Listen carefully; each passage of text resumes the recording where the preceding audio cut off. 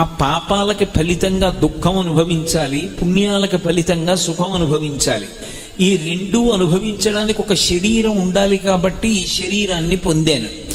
గత జన్మలలో చేసినటువంటి కర్మల యొక్క ఫలితమును అనుభవించడానికి శరీరాన్ని పొందుతాయి సమస్త ప్రాణులు. పరమశివుడు అలా గత జన్మలలో అనుభవించవలసినటువంటి కర్మల యొక్క ఫలితాన్ని అనుభవించడానికి శరీరం పుచ్చుకోడైన. అప్రాకృత శరీరం తం అతమన్మథరూపిణం ఘృతరీతి ఘనీభూతం సచ్చిదానంద విగ్రహం. సచ్చిత్ ఆనందములే ఆయన యొక్క శరీరం. ఆయనకి మనలా ఏదో గత జన్మలలో చేసుకున్న కర్మ వల్ల శరీరం వచ్చింది అని చెప్పకూడదు. మాయిక మలము అని 3వ మలం ఉంటుంది. అది సమస్త ప్రాణులకు ఉంటుంది. మాయిక మలము అంటే మాయలో తిరుగుతూ ఉంటాడు. ఏది సత్యమో అది అసత్యంలా కనపడుతుంది, ఏది అసత్యమో అది సత్యంలా కనపడుతుంది. ఇది ఉండదురా, కొన్నాళ్ళు ఉంటుంది, కొన్నాళ్ళు పోయిన తర్వాత పోని 10 ఏళ్ళో 15 ఏళ్ళో 20 ఏళ్ళో పోని 100 ఏళ్ళు వచ్చే వరకు ఉంటుంది. 100 ఏళ్ల తర్వాత అయినా ఈ శరీరం పడిపోతుంది. నేడో రేపో కాదేమి ఏనాటికో ఈ శరీరం పడిపోతుంది, పడిపోకుండా ఉండదు. అంటే అప్పుడు వినడానికి నిజమే, పాపం ఆయన చెప్తున్నది సత్యమే. ఎవరు ఉండిపోయారు? మా తాతగారు ఉండిపోయారా, మా నాన్నగారు ఉండిపోయారా, మా అమ్మగారు ఉండిపోయారా, మా పెదనాన్నగారు ఉండిపోయారా? వెళ్ళిపోయారు. కానీ నేను మాత్రం ఉండిపోతాను. నేనంటే ఈ శరీరం ఉండిపోతుంది అని ఒక మాయ. దానికోసం నానా వెంపర్లాట. అసలు ఉండిపోయేటటువంటి ఆత్మ అదొకటి ఉన్నది అన్నది కూడా ఎరుకలోకి రాదు. ఈ మాయ చేత వశపడి ఉంటాయి ప్రాణులన్నీ. కానీ పరమశివుడు మాయాతీతుడు, ఆయనకి మాయ వశపడి ఉంటుంది. అందుకే ఆయన ఒకనాడు ఉన్నవాడు, ఒకనాడు లేనివాడు కాడు. ఆయన సాక్షిగా ఉంటాడు. సమస్త బ్రహ్మాండములు ఆయనలో గడిపోతాయి. మళ్ళీ సమస్త బ్రహ్మాండములను ఆయన సృజిస్తూ ఉంటాడు, నిలబెడుతూ ఉంటాడు. అందుకే సృష్టికర్త ఆయనే, స్థితికర్త ఆయనే, ప్రళయకర్త ఆయనే.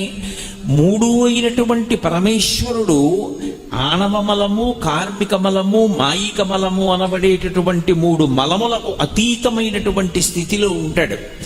కాబట్టి భూతాత్మ భూతేశ భూతభావన రూప దేవ మహాదేవ దేవవంద్య, ఈ లోకములకెల్ల ఈశ్వరుండవు నీవు, బంధమోక్షములకు ప్రభుడవీయు.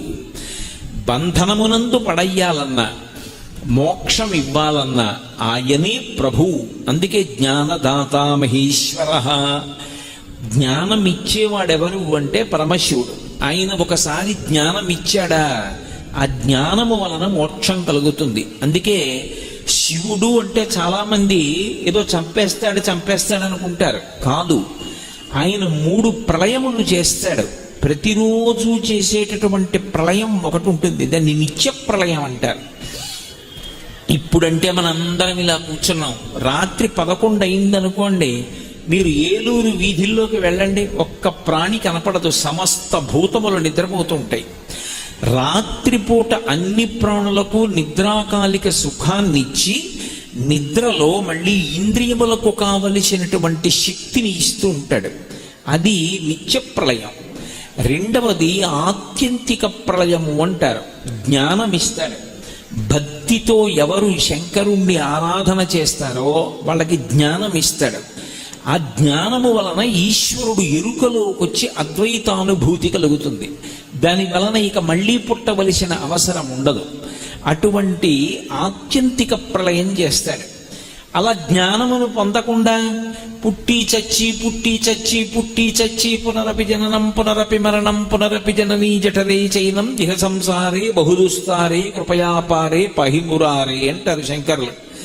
అలా కొన్ని కోట్ల జన్మలు ఎత్తి మళ్ళీ శరీరం విడిచిపెట్టి అలా తిరుగుతూ సంసార భ్రమణ పరితాపోపశమనం అలా తిరుగుతున్నటువంటి వాళ్ళకి ఎంతకాలం తిరుగుతారా? ఇలాగా మీరు బడలిపోయారు, మీరు నన్ను పొందలేరు, మిమ్మల్ని నేను పొందేస్తానని మహాప్రళయంలో ఆయనే మనందరినీ తనలోకి తీసేసుకుంటాడు.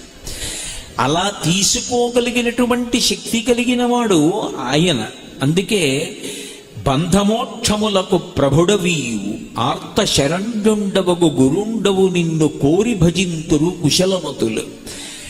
ఆర్తితో పిలిస్తే పలికేటటువంటి వాడు కాబట్టి బుద్ధి కలిగినటువంటి వారందరూ కూడా శంకరుని యొక్క ఆరాధన చేస్తుంటారు. కోరి భజింతురు కుశలమతులు.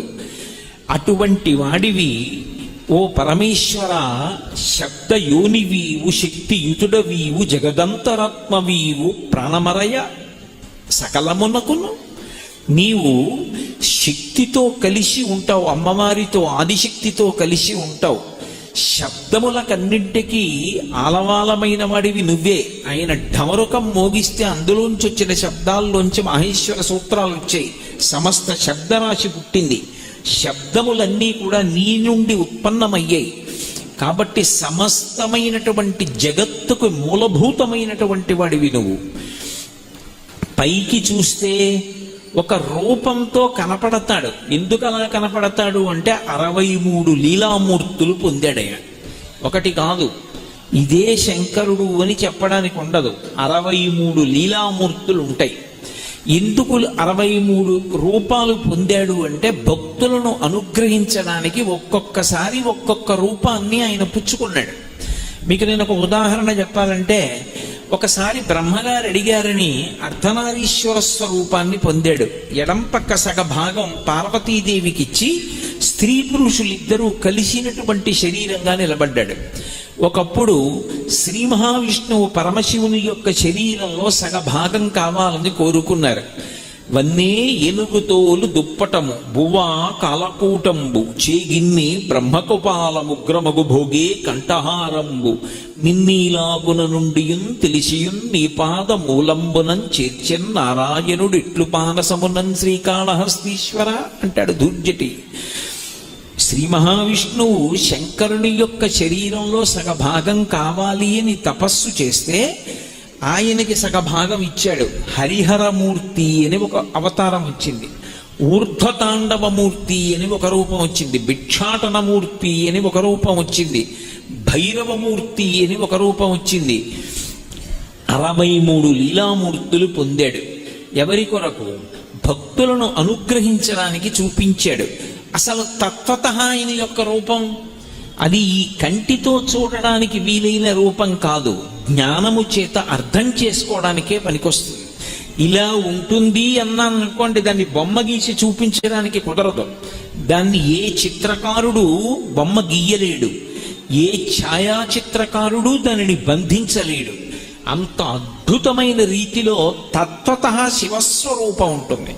అగ్ని ముఖంబు, పరాపరాత్మకమాత్మ, కాలంబు గతి, రత్నగర్భ పదము, శ్వశనంబు నీ యూర్పు రసన జలీషుండు, దిశలు కర్ణంబులు దివము నాభి, సూర్యుండు కందులు శుక్లంబు సలిలంబు, జఠరంబు జలధులు చెదలు శిరము, సర్వౌషధులు రోమచయము, శల్యంబులద్రులు మానసమృతకరుండు, చందములు ధాతువులు, ధర్మసమితి హృదయము, ఆస్యపంచకముపనిషదాహ్వయంబైన నీరూపు సరసత్వమై శివాఖ్యయై స్వయం జ్యోతి యొప్పు ఆద్యముగుచు అంటారు. ఆ రూపాన్ని ఎవరు గీసి చూపిస్తారు? అగ్ని ముఖంబు. పంచభూతాలలో అగ్నిహోత్రం ఆయనకి ముఖంగా ఉంటుంది. పరాపరాత్మకమాత్మ, జీవబ్రహ్మలు రెండూ కలిసిపోయినటువంటి స్థితి ఆయన ఆత్మ. కాలంబు గతి, ఆయన అడుగు తీసి అడుగు వేస్తేది కాలం. రత్నగర్భ పదము, ఈ భూమి అంతా కలిపి ఆయనకి పాదపీఠం. ఆయన పాదం పెట్టుకోవడానికి ఒక పీఠం అది రత్నగర్భ పదము.